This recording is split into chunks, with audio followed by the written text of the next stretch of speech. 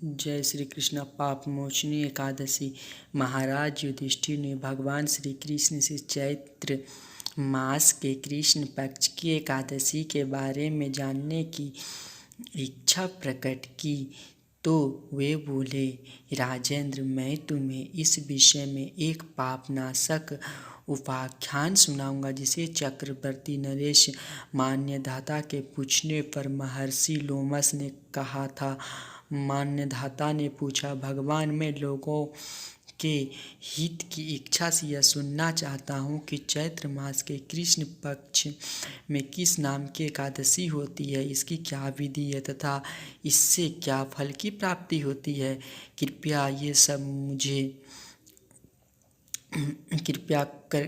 कृपया से ये सब बातें मुझे बताएं। लोमस जी ने कहा, नृपश्रेष्ठ, पूर्व काल की बात है।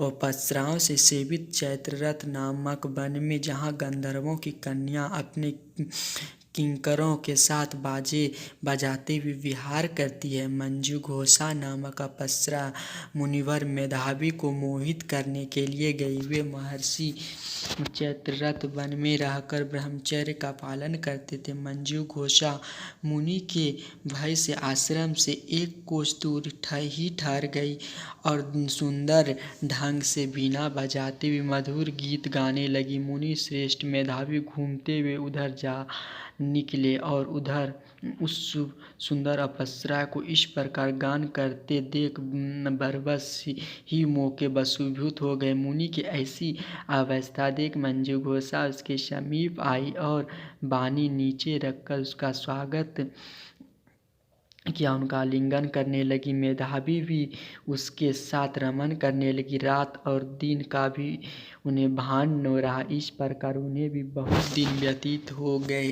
मंजू घोषा देवलोक में जाने के लिए तैयार हुई। जाते समय उसने मुनि श्रेष्ठ मेधावी से कहा, ब्राह्मण, अब आप मुझे अपने देश जाने की आज्ञा दीजिए। मेधावी बोले, देवी, जब तक सवेरे की संध्या न हो जाए तब तक मेरे पास ही ठहरो।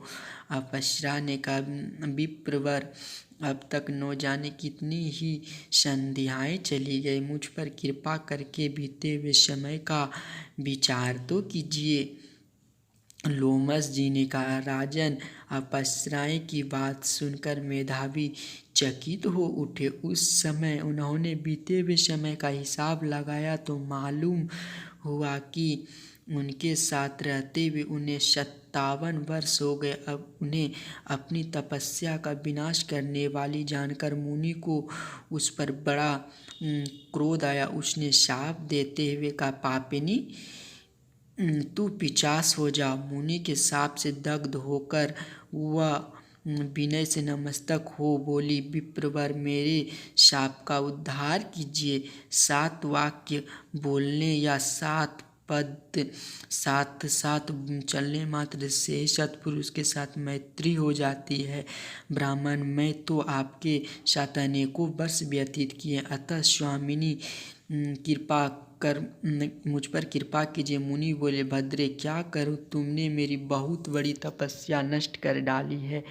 फिर सुनो, चैत्र कृष्ण पक्ष में जो एकादशी आती है उनका नाम है पाप मोचनी। वह शाप से उद्धार करने वाली तथा सब पापों को क्षय करने वाली है। सुंदरी, उसी का व्रत करने पर तुम्हारी पिशाचता दूर होगी।